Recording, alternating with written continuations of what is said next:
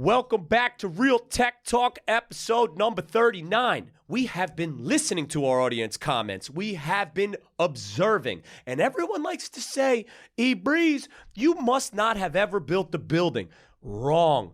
40 buildings in this great city, NYC. But you know what? Not about my credibility. We told you we were going to bring you technology that's impacting the field and impacting project management administration. So guess what? We brought one of the most amazing superintendents that I've seen, educated, smart, young, building some of the most incredible buildings, especially just south of Union Square right now on to talk to you about the technologies and the problems with construction. So sit down, pay attention to what this man has to say because he is the future. That's why we're here, bro. This is Real Tech Talk. Boom shakalaka. So who the hell are you, bro? You know, what are you into? What do you do? Dude, you can keep it real here. Tell me about these real estate players. Eric Brody is the managing principal of CEMVC LLC. All opinions expressed by Eric and podcast guests are solely their own opinions and do not reflect the opinion of CEMVC LLC. This podcast is for informational purposes only and should not be relied upon as a basis for investment decisions. Clients of CEMVC LLC may maintain positions in the securities discussed in this podcast. Welcome back, people. It's Real Tech Talk, episode number 39. We've been actually listening to you out there. You know, we've been bringing in the top technologists talking about construction technology, PropTech, and the way it's changing the world. But my comments, which have been fascinating, are always talking about my credibility of building and developing in New York. Not that I built 40 buildings out there, but you know what? Instead of fighting the crowd, I brought in the real deal. The man in the field who was responsible for executing some of the most beautiful buildings in the city, my man Eugene. Eugene works at CNY, one of the largest open shop non-union outfits in the city, putting up luxury buildings everywhere. We met on a job site. I'm going to let him tell you about his background. And we're going to get into how technology is changing right in the field here in the heart of it all, the Mecca, NYC. Eugene, thank you for coming through, brother, man. Well, first of all, Eric, I'd like to thank you for having me on the talk, and I feel really like that's the first time anyone has thanked me. You know, So, you're the man. You know? That's what we're here for. So, like Eric mentioned, we met on site in a walkthrough for an upscale buyer, and he was walking our building, and Eric and I got to talk, and we have a very similar background where we're from. Where are we from, though? Yeah, Eugene? Brooklyn. Brooklyn. That's right. That's right. So, you know, I've been in construction for 15 years. My dad's been doing it for 35. My grandparents have all been in construction. So when you were born, you knew you were going to be building. Yeah, huh? I don't think I had a choice. I mean, I went to Baruch at first, got my real estate investment degree while I was working. Where'd you go to high school? Midwood High School. Midwood. That's right. Look at that, a Hornet too, bro. Exactly. This is the best, man. This is what it's all about. And then while working at a non-union company at first. Wait. So let's go back, though. So you go to Baruch. You go for real estate. Correct. And Baruch, by the way, is a college, you know. So that's where you went for your 4-year degree. What'd you get? So I went for my real estate investment degree, believe it or not, because finances are just as important. It doesn't matter whether you're a super project manager. That's super important to know the numbers, to understand the trades, to understand the opposite side. You know, Then it's it so worked. funny you say that. When we were building, right, we would always ask everyone, like, do you understand, like, your ROI? Like, you're responsible for the return. So that's really, Yes. you know, a great point because it's still an entrepreneurial business and everyone has to be worried about the bottom line. Listen, you have to review requisitions, right? You have to do all these things inside. You have to understand the owner's perspective because if you don't understand all the players and what the numbers mean, it doesn't matter. Yep. So then after school, but how did you get in? I know now you have the influence of your father, but what did you think? So I worked at the same company he's been working for, I would say, largest foundation contractor in New York. They put up 43rd to Park, all these buildings. So I worked in the summers and on the weekends for them. So he was a concrete guy. Yeah. What did he do? He's an engineer / estimator, so he does the drawings, he overviews the design, does cost reports. So I started small when I was 18 years old. I was working at the company, What reviewing firm was tickets. it? What firm? Mayridge Construction. Mayridge, yeah. I see their trucks. They're huge. Yeah, They're yeah. their own shops. They're all over the city. So they're doing SOE foundation, no superstructure? Concrete. No, they don't do superstructure. They're big rock excavation. That's their bread and butter. That's what they do. So getting the buildings out of the ground. Correct. And obviously where everything is like super tight, super difficult, super technical. I would say it's the toughest trade, right? Because you never know what you're going to get. I don't care what engineering drawings you get, what what you never know what you're going to find underground while you're digging. I agree with you. I think it definitely was one of the most technical trades out there. And then what was funny is they'd always be like, oh, what's the timeline for the foundation? And everyone would say the same thing, even though you had no idea. Absolutely. So, and after that... So you grew up around uncertainty. Yes. But I learned to like it because in this business, I'm telling you, if you like everything every day to be the same, you're in the wrong business, right? Like that is super important. Like what makes our job as builders unique is it's different problems, different solutions every day. No two projects are ever alike, right? Never. You can build two buildings side by side. Twin Towers is a perfect example, unfortunately, but complete different problems, right? So same thing here. You try to learn from your mistakes, but the next job you're going to have different set of problems. Always complexity, right? Always. Very hard to solve for that.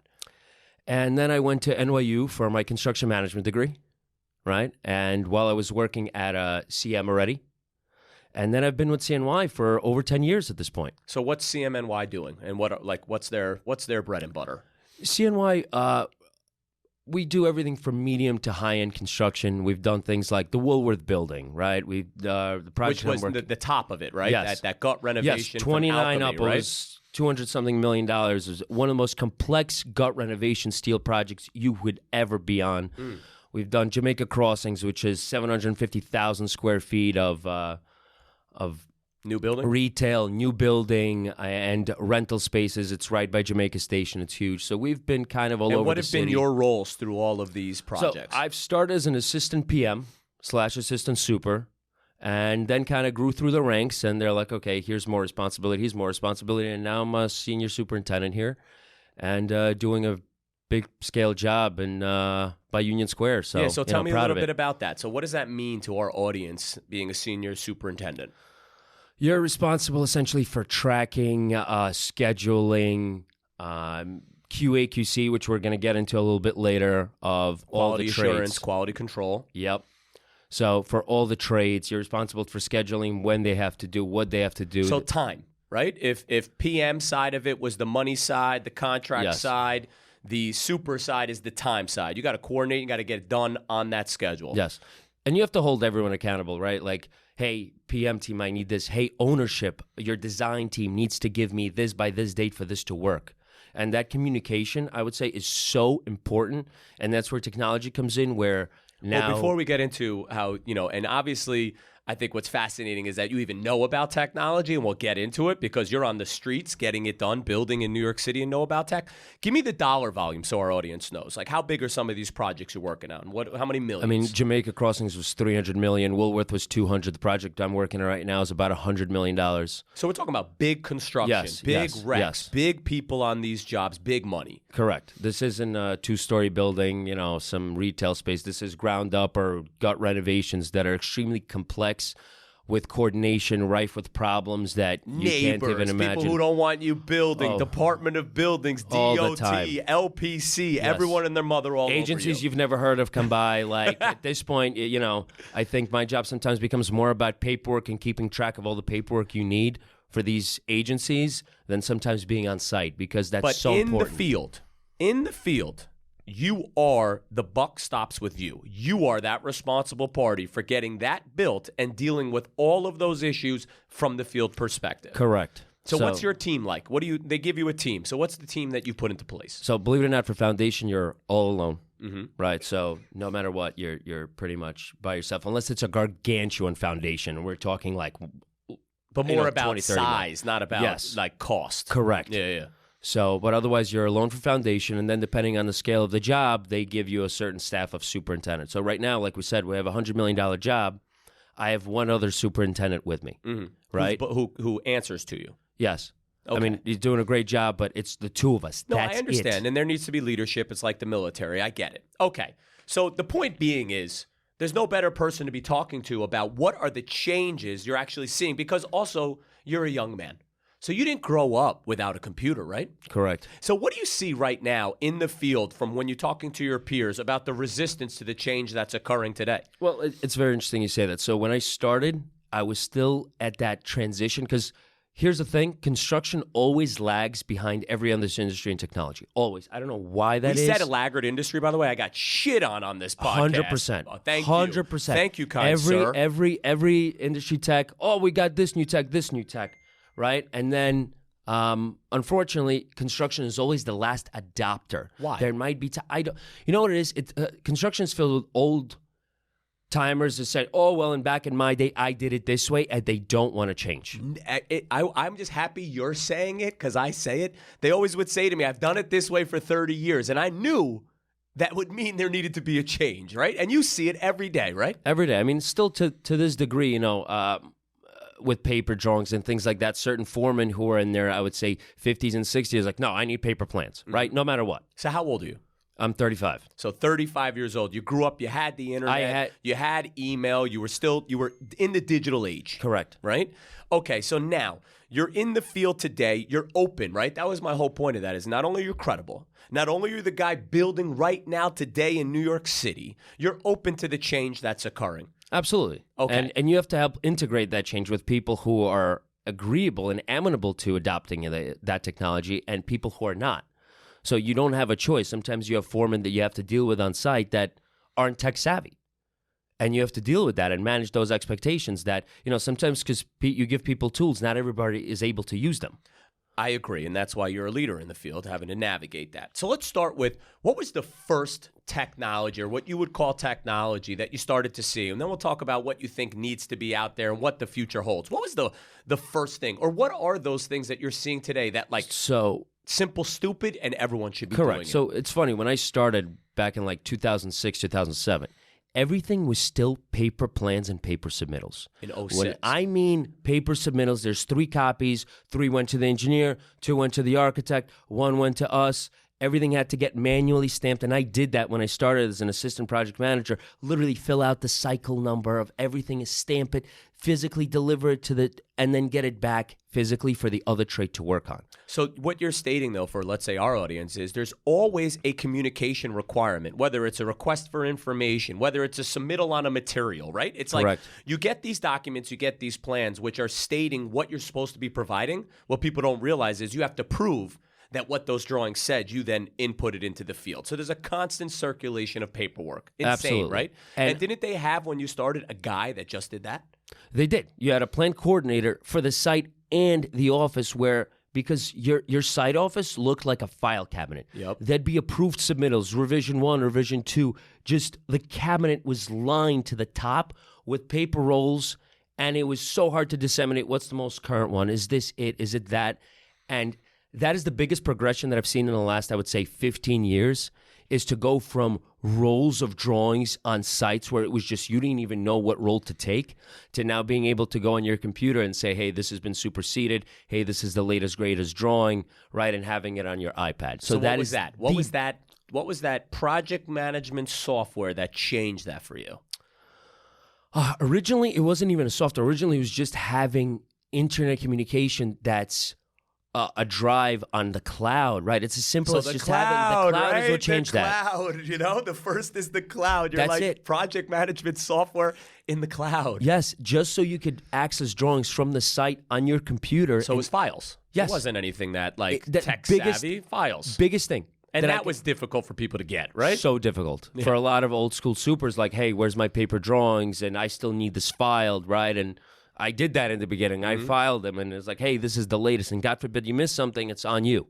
So first, it wasn't a specific technology. It just was technology in general. Now we had file folders. Correct. Where'd it go from there? Where it went from there was PlanGrid. Which was what? PlanGrid was a really cool software. So you uploaded all your drawings and onto the software, and you had all the drawings on the software so you could scan between versions, right? You had, like, for example, superseded, so you could look at the difference between the new version of the drawing and the old version of the Can I drawing. ask you, though, did PlanGrid also, because you say new versions of drawings, you know, people didn't like doing that daily. You always had these SKs, and you'd have, you know, Yeah. marked up documents. Was it able to handle that? Not initially, but later on as the version went on, you could actually incorporate a sketch into the plan, like attach it So when you pull up that drawing, the pertinent sketch would pop up there, So but the that took first a while. software that was making sense to you in the field we're talking about, we're not talking about in the office, was a software that allowed you to just make sure that you had all your plans in order. And I don't think people understand. There could be thousands of drawings. Thousands. And There then are there could be thousands of changes to those drawings based on field conditions, and just having that. So that was Plan Grid. Yes. But nothing to do now with paperwork, just the drawings. Just the drawings, right? And that helped us. Like, you could do certain markups, certain bubbles, and that helped a lot because, for example, if there was an issue, you could bubble the drawing, take a picture, attach it to it, and then send it to your project manager and say, hey, I need an RFI on this, this, and that. So it took 15 minutes instead of taking 2 days for me to take a physical picture, send it, cut the drawing out. It's like, So now, what did Plan Grid bring us up to, 2010? I would say even 2014. All right, so now we're in 2014. What was the next phase you saw that was really working in the field? So I would say new format, not so much for it, but it was a project management software where it allowed the architect, the construction manager, and the field staff to all be on one software. And what was for that? the submittals part. Well, we had new format. We had something else before that. I don't even frankly recall what we used, but. And then it became Procore, no? And then it became Procore, so there's still two. We use Autodesk. Autodesk is a very simple Right, so similar. Autodesk is this massive entity that does Yes. AutoCAD. They and bought out PlanGrid. Okay. So now we use Autodesk PlanGrid, which is like the latest version of PlanGrid. But I've used Procore for certain jobs as well. It depends on what ownership is paying for as well. No, right? I agree. But the point is, these are cloud-based project management softwares, and that sort of brings us up to almost today, right? Where you're saying to me today, so what do you carry in the field today? Or what did you carry, and what's now what you carry in the field? Well, right now I have two. I have new former for the interface between the project management, the design team, and ownership. And then that gets transcribed to Autodesk PlanGrid, right? Which is what I have on an iPad in the field constantly. iPad in the field. Yes, iPad in the field all the time. I couldn't, frankly, I know this sounds crazy, but I can't envision doing my job currently without it. Amazing. It's like my right hand. Right. So for you, now it's like you're walking around with your plans. Instead of carrying, let's say, that office with all of these plans, you have it in your hand. And what goes underappreciated, let's say you're walking the job, right? And the biggest problem is a trade would ask you a question and you'd be like, hang on, I got to go downstairs to my office, look through hundreds of sheets and try to get an answer. If I have my iPad on me, all I have to do is, hey, hang on a second, get the right drawing, look it up. Hey, here's the answer. Or, oh, it's not. Let me send an RFI out. It could all happen at the same time. In that moment. In that moment, literally, I either give you the answer or realize that I don't have it, and this has to be a request for information. So it was a communication back and forth, which is now what you're seeing. The ability to just move it faster between whether it's a technical trade, whether it's an architect, an engineer. Now information is moving faster. But let me tell you, it's not making construction go any faster. No, it's making it, frankly, a little bit slower. Why is that? I mean, it's funny. They built the Empire State Building in 18 months, right? Yeah. That's famous. I mean, not 100%, but operational, 18 months. Any new building takes at least 2.5 years, minimum. And Wait, let's just everyone to say that again, because everyone underwriting deals, every bank, everyone asking for 18 months on their debt, and the rest of it, you got a guy telling you he's in the field no less than 2.5 years, which, by the way, I completely agree with. It's like we kid ourselves. I mean, we could get a TCO earlier, but like from literally finish to punch list, you're out 2.5 years for a major building in New York. And if you can do it faster, I mean, it depends on everything depends on your budget. But you no longer Let's say we have an infinite budget, and I know that's total bullshit. What are you seeing today now in the field? And we discussed it on your project, and you're like, we don't have it. That you think if you had your druthers today, whether in the field, what would you see technology wise? What would be your minimums? My minimum? Well, no, your maximums, like everything, anything you could get. What would it be?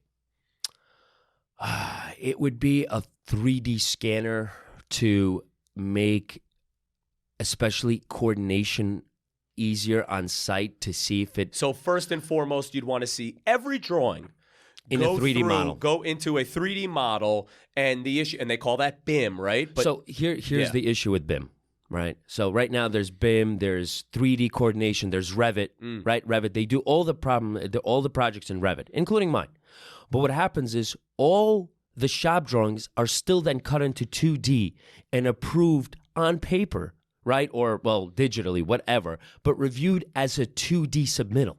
Everything. And so that's the regardless- translation, right? Yes. That's the translation between the human and where tech is. Correct. So no matter how it's designed on the design side, in the field, all the foremen carry 2D drawings of shop drawings. So let's explain shop drawings just briefly. So you have an architectural design, and you have a structural, and you have a mechanical design. The subcontractor, basically, his homework is responsible for taking those drawings and then laying out actual sizes, whether their ductwork is different, whether the pipe is, the Yes. literal stuff Literally. onto a new drawing, basically redrawing it in the field Yes. to confirm that it will coordinate with And the fit. rest of the trades. Correct, because usually drawings, MEP drawings aren't fairly coordinated, so you have to coordinate, hey, this pipe literally goes at 9'10", the next pipe goes at 8'7". You have to keep in mind, hey, leave room for insulation, leave room for ceiling framing. Owners don't want to hear that a lot of the time, right? So that what I think people don't realize, what's fascinating is your professionals, your architects, your engineers, your MEP are creating a theoretical document. It is not a real document. It is the trade's responsibility, which is an administrative side, to take that theory and then make it a reality on a drawing before they install it. Correct. The best way I can tell you what a shop drawing is, right? If you have a beam that has to go 10 feet across, if you make a beam that's exactly 10 feet, it's never going to fit. Right? It has to be shorter, and then you'd weld the edge, or you have bolted. You have to have room for tolerances, Right. shimming, whatever it is. So all of that has to get put in piece drawings or shop drawings for kitchens. How big? How do they fit? Where are the panels? Things like that. That's all based on the shop drawing process. So a theoretical future, right, technology and everyone would be to actually take, instead of nominal dimension, real dimension Yes. with everything on the original drawing. Correct. And sometimes it still doesn't work, but that's where we come in the field to make things work. That's So the where, first thing you're saying is somehow take your BIM model, your theoretical BIM that's supposed to be perfect, and then create a shop drawing, right, that should be as accurate as that original drawing. Yes. That would be so. Okay, what else would you love to see? Make sure it gets installed in the same way, right? Like, it's still, people forget this. The same way we built the pyramids 4,500 years ago is the same way we built today. I know everyone's going to say, yeah, there's technology, there's cranes. Yes, that's great. But it still takes human beings to put things up. Studs, sheetrock, steel. Yes, you can have mechanical equipment help you get it up. But who still welds, who still bolts, who still installs And they studs, need to get their fingers in, sheetrock? right? Yes, that happens all the time where on a drawing, like, how would you like me to make this fit? So, but just to go back, so the tech would be some type of AI that incorporates all this variability that the original design includes all of that. And meaning you couldn't make a dimension that can't exist. Correct. What else are you seeing out there? And that's with dope? tolerances, right? So everything on a drawing is based on your slabs being perfect, your widths being perfect, and like we all know, you're dealing with concrete, you're dealing with all these imperfect compounds that you're mixing in the field. So guess what? Sometimes your slab is 3/4, short. Sometimes it's 3/4 out. You have to know how to mitigate this, right? And a technology doesn't incorporate that. It says everything is perfect. So sometimes when they design bathrooms, hey, I need to have my 5-foot circle, like something's got to give, right? I have to maintain my ADA clearances. So sometimes a bedroom has to shrink 1/2 inch, and they don't understand why. Well, I'm like, in real life, things happen. Okay, but let's go back to the question. What tech do you see now, right? Forget about what's perfect in the future that you're like. So we know cloud-based design, you must have it, right? We got to be able to communicate with everyone. What else is dope right now?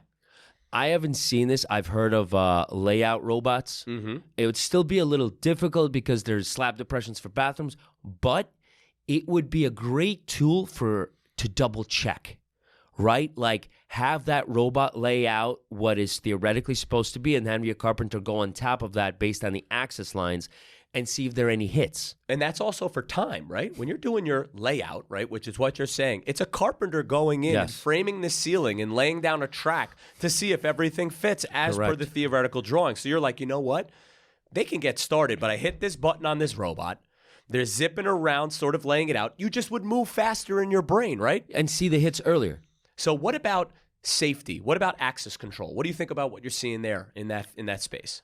I've seen new design. I have these access ladders that are like pre-made. I haven't personally used them yet. Like the formwork is new, right? The drop head systems, there's different formwork that's a lot easier, a lot lighter, right? Old school formwork is so heavy. new design, new drawings, aluminum. So you're saying future tech using lighter materials Yes. for the human in the field. Yes. What about, I'm saying, like, knowing, like, if you're a super, you're responsible for safety, and I'm not saying it's not a site safety job. You're still responsible. Oh, for absolutely, license. What do you think 100%. about the tech in the safety space? I feel like it could be better in general. I mean, it's the same thing, right? For you're still anchoring into anything. You still have to do your pull test. You still have to do any. Your guardrail system is usually, initially, especially 2x4s, right? At your 0, 21, 42, 60, whatever it is, right? You still have to do all that manually. Yeah, but remember back in the day, you'd go and it'd be the same hodgepodge of shit in the site safety guy's office, right? So are they now using cloud-based software for the same exact thing? So the guys, OSHA 40, who's coming on? What are their credentials? Are you seeing that tech being used? Yes. This is one of those times where it took them a while to get it right, but DOB finally standardized OSHA 30 and SST cards, which is now what site safety managers do is they ask every worker when you come in for your SST card, and it has a QR code. And a QR code you scan, right? And it looks whether the card is legit and what training that person has, whether he has scaffold training, whether he can be in the supported scaffold, things like that. So that makes tracking safety a lot better and easier now that it's standardized. So the site safety manager and myself know whether this guy's qualified to do XYZ work. And you know who's on the field, right? Yes. Remember back in the day, the trade foreman would give you who was there. Yeah. Right? We got 5 guys. Yep. Now you know, right? You can't lie. Yeah, You got to there's get in check-in through a systems. specific check-in system. We know who it is. We have a QR code, so that's helped. That's been a giant help. So now tell me, what would be your ideal future now? Tell me, what are the biggest problems that you think tech can handle based on what you've seen in the field? I mean, this is what you do day in and day out. So we spoke about this on site, and funny enough, you bring it up. QA/QC and punch So list. quality assurance, quality control, and punch list, which are regulated by the government, regulated by the architect, right? You have a few bodies that you are answering to. Correct. Like, for example, especially in the bathrooms and things like that, where you have ADA codes where, God forbid, you can get sued by somebody, right? You don't have a turn radius. Your toilet isn't 18 inches off the wall. You can get sued for it. And the condo board doesn't want to hear that, right? So I can do all the double checking I can, but once again, because of general conditions and tight budgets for everybody, I don't have 15 supers. I don't have 15 there's no way, PMs. we agree, there's no way the human is perfect. Right. It's not possible. And all the software that exists now for QA/QC is so input heavy, which by input heavy, what do I mean by that, right? Someone has to go, human being, literally go make a physical list to the software, right? And PlanGrid has this to a degree, so does Procore. And you can make a punch list, you can make a QA/QC list, right? But it's all manual data entry, which takes hours. You would need a dedicated person just for input, and you need a dedicated person on site who what they do all day is literally do the checklist, because it takes actually longer than to actually physically measure a bathroom. Oh, it's good. Right now I got to find that sheet. So if there was I gotta some way of click it. automating an upload of like every drawing in the universe that it's almost like LiDAR could check. Yes. All of it. They're like, just let it run behind me and let it auto-populate instead of making me do another damn checklist. And there's a middle step to that too, right? That would be ideal. But what I would even like is that a QA/QC thing, let's say it takes an electrical drawing and reads the outlets, and literally I could go on the drawing and like verify the outlet with a tape measure and just click check, right? An auto software that does that for me. So all I have to do is go measure it, right? Verify it's correct, click yes, right? Or no. And then I could send that drawing to the foreman. Hey, you got to fix this. Right now, what I have to do is input it, measure it. Then I got to click on the icon, create the issue myself, and then say yes or no or whatever. And then if that could get automatically distributed to the appropriate trade, Yes. and then you find out if they're actually working on it, you're like, none of this stuff really requires you to do it, Correct. right? Or even if me or my fellow super does it, right, all I would want is that sheet to be able to clickable, right, and auto-populate. Hey, is the dimension correct? Yes. Is this correct? Yes. You know what I look at this, and I always have this thesis. It's like, you are the smart general in the field. You need to be at the crisis moment, not the bullshit moment, right? Like, what you're saying is like, does that switch work? Is it in the right space? It's like, you get paid way too much to be sitting there doing that, right? And Correct. it's like if tech could come up with that, you'd be in that crisis moment, in that ridiculous detail you put on that building with the brick arches, making sure that's correct. And you really need to focus Correct. in That's that all. moment. For me, I have to always look ahead. Hey, we're not reaching a schedule here. We either have to work overtime. We have to get more guys. Whatever it is, or hey, there's a design issue. This is what I get paid for, right? To deal with that and to solve that as quick as possible. And every time I go in the field and have to measure everything 15 times and, hey, is this a quarter inch okay? It just takes away that much more of my time. Agreed. And it sounds to me like we had spoken about this, and the biggest adoption issue is also age, right? Like that's why you can't get all of this into the field, is that people are used to their ways and they want to continue it. Yes. So I think that there's an evolution coming. So I'm going to ask you some rapid fire questions, all right? You ready? I'm always right. All right. On a scale of 1 to 5, how important is technology for you right now in construction? 4. 4. What is the most outdated aspect of construction today? Shop drawings. Just I agree with you. 2D I feel shop like drawings. people don't get it. You're literally rebuilding the job in reality, waiting for a shop drawing that Yeah, still it's- can be inaccurate, right? Yes. Okay. What's the number one mistake someone can make on a job site? Importance-wise, you said it before, safety, absolutely. Obviously, I yeah, agree. that's I really agree. like, that's what we sleep at night. I'd rather have a 2-week delay because of a design issue than some guy getting hurt. But that aside, a layout issue. Yeah. You make one mistake, one axis. You think it's 1'4", but it's 14 inches, right? And you take that all the way up your structural framing, and then your windows don't fit. Not good. By the way, I want everyone to know that's coming from experience that happened yeah. to you. That is not from that's some happened to theory. everybody. Everybody. It's 3'6". I thought it was 36 inches. Like someone's reading the plans real quick.